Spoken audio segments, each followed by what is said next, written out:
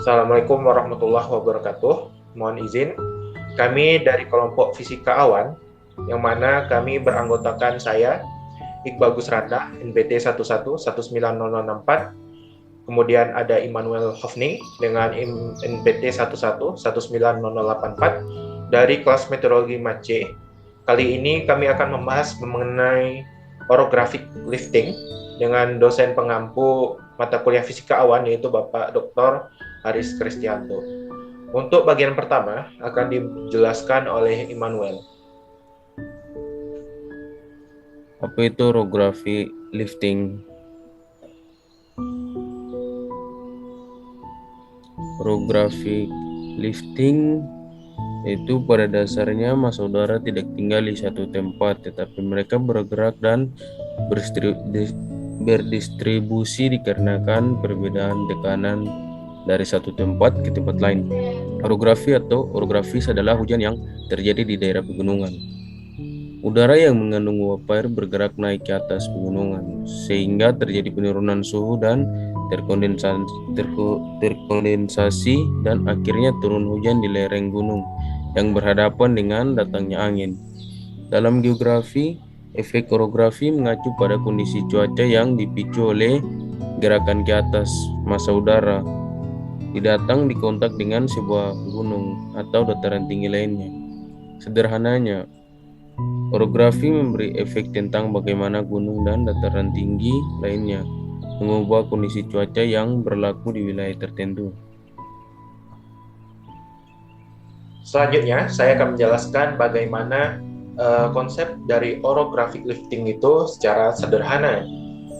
Tentunya pada awalnya angin yang membawa uap air itu akan dipaksa naik karena adanya penghalang seperti gunung. Angin seperti hal tersebut mengembang dan meningin saat naik ke lereng gunung atau dataran tinggi dan mengalami pendinginan lebih lanjut, kemudian membentuk awan. Ketika awan tersebut jenuh, akan menghasilkan hujan. Hujan ini terkadang disebut sebagai hujan orografis karena disebabkan oleh pembentukan awan dikarenakan kenaikan uap air. Selanjutnya, hujan orografis merupakan hujan yang terjadi di daerah pegunungan. Hujan ini terjadi karena adanya kenaikan tersebut. Ketika udara tersebut mengandung air dan naik menuju atas, menyebabkan terjadinya penurunan suhu di atas gunung dan kemudian terkondensasi hingga pada akhirnya menyebabkan terjadinya hujan. Sederhananya, pada umumnya orographic lifting itu biasanya ditandai dengan salah satu sisi gunung yang memiliki vegetasi hijau dan salah satu sisinya lagi itu mengalami kenaikan suhu dan biasanya ditandai dengan daerah yang kering.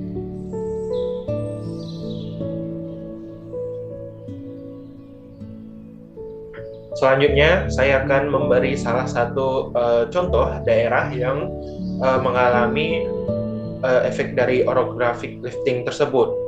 Salah satu contoh yang sangat terlihat dari penampakan di peta yaitu di daerah California di Amerika Serikat. Nah, di sini terlihat bahwa di daerah pegunungan ini terjadi daerah yang mengalami orographic lifting dari berbagai sumber yang kami dapatkan. Hal ini ditandai dengan vegetasi hijau di daerah California di bagian ini, dan di seberangnya di daerah Nevada itu mengalami kekeringan karena kenaikan suhu ketika angin tersebut telah mengalami penurunan kembali. Nah, kali ini kami juga menelusuri mengenai kejadian orographic lifting itu di Indonesia, tepatnya di daerah yang memiliki ketinggian elevasi yang lebih tinggi dan memiliki daerah pegunungan. Hal ini di Indonesia bisa ditelusuri lebih lanjut, tepatnya di daerah Pulau Sumatera, yaitu dikarenakan adanya Bukit Barisan. Nah, walaupun tidak terlihat jelas dari efek orografis dikarenakan wilayah Indonesia merupakan daerah tropis. Namun di sini terlihat jelas pada daerah Bukit Barisan di sisi di dekat pesisir lautnya terdapat daerah vegetasi yang lebih hijau dibandingkan seberangnya. Nah, sebelumnya kami telah melaksanakan pengambilan video di mana terjadinya orographic lifting. Untuk videonya lebih jelasnya pada tayangan berikut.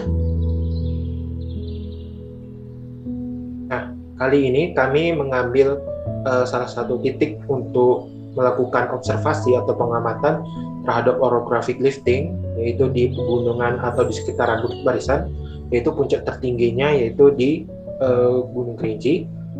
Berikut merupakan dokumentasi video yang kami dapatkan. Nah, di sini terlihat pada awal pengamatan terlihat kabut yang menutupi pegunungan sehingga tidak terlihat akan terjadinya orographic lifting.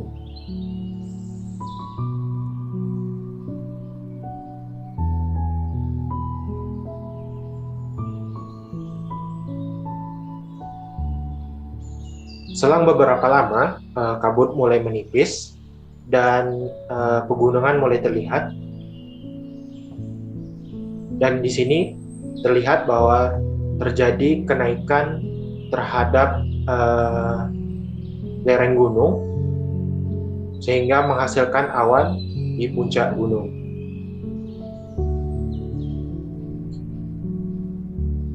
Di sini terlihat jelas bahwa terjadinya pengangkatan orografis, dan di sini terdapat awan lentikularis. Untuk selengkapnya apa itu lentikularis akan kami jelaskan pada slide berikutnya.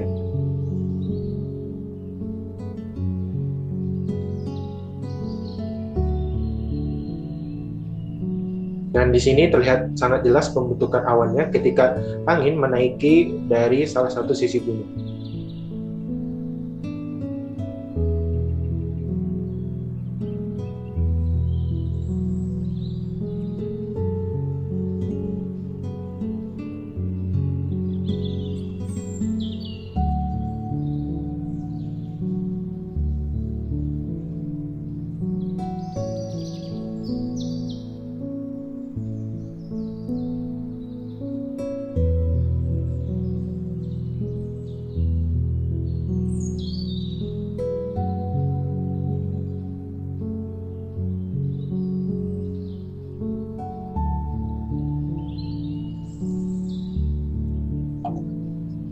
Nah, di sini terlihat dengan sangat jelas bahwa terdapat ada dua dari efek orografis yang dihasilkan, yaitu dua awan lentikularis dengan ketinggian berbeda. Satu tepat di atas puncak dari gunung dan satunya lagi memiliki ketinggian yang lebih tinggi daripada awan yang di atas gunung tersebut.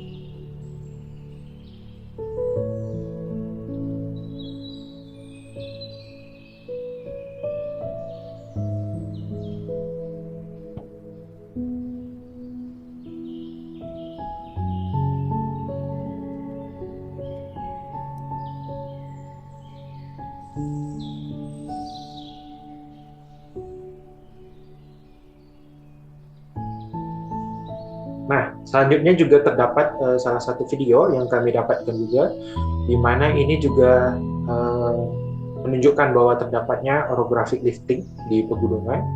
Ini ditandai dengan sebelah kanan pegunungan tersebut terdapat pembentukan awan ketika angin mencoba menaiki dari puncak gunung.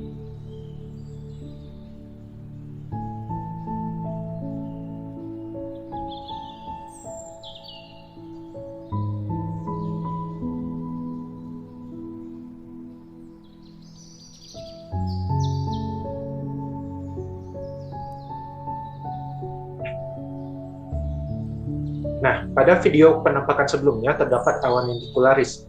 Berbicara soal kemunculan awan lentikularis, awan ini tergolong langka karena mekanisme pembentukannya yang unik.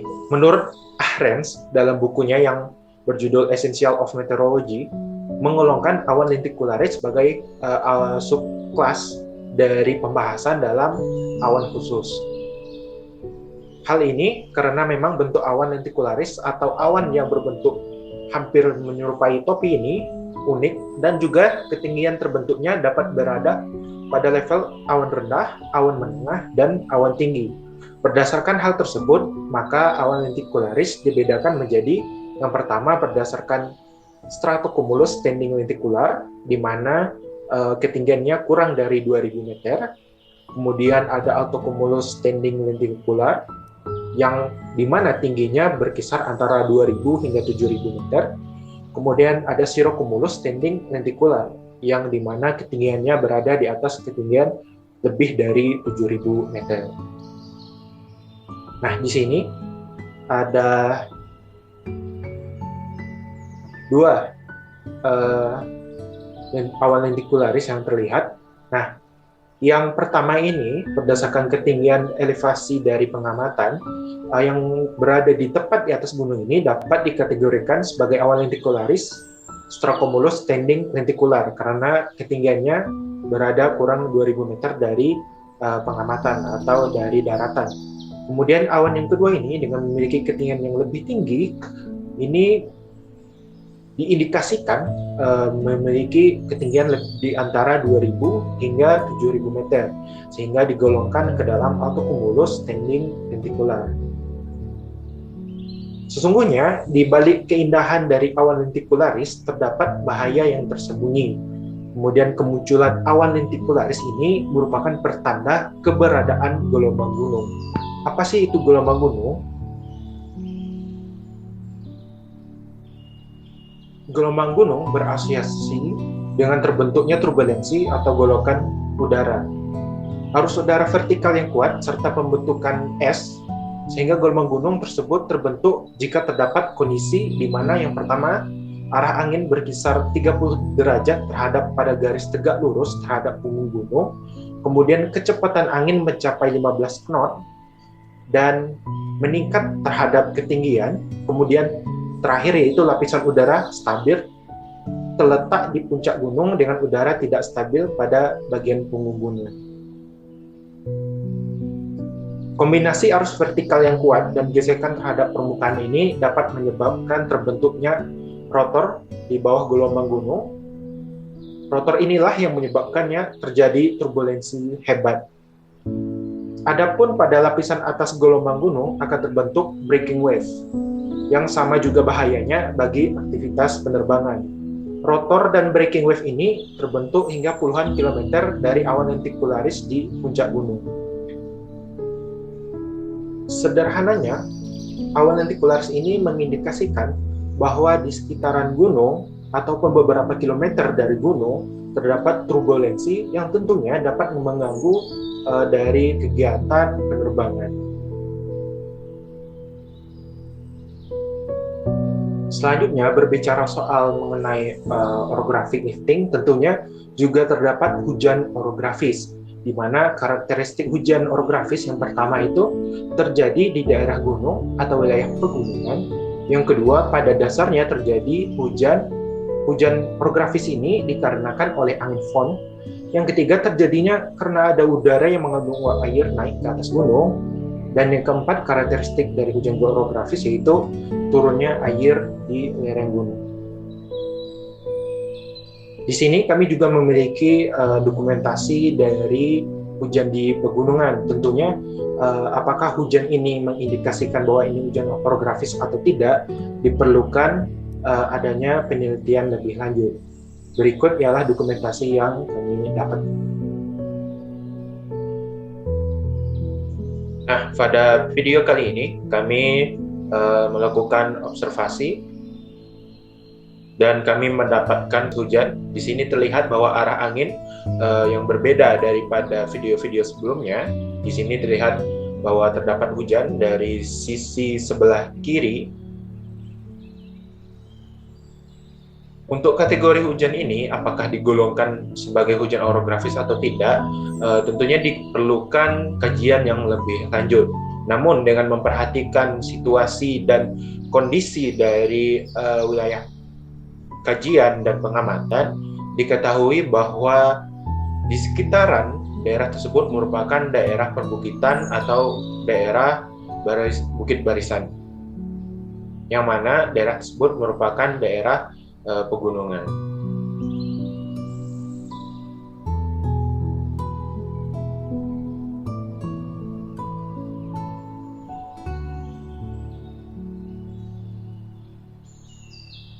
Nah, di sini terlihat bahwa hujan berangsur dua kali. Yang pertama lalu berhenti, lalu terjadi hujan yang kedua dengan intensitas yang lebih tinggi dibandingkan hujan yang sebelumnya.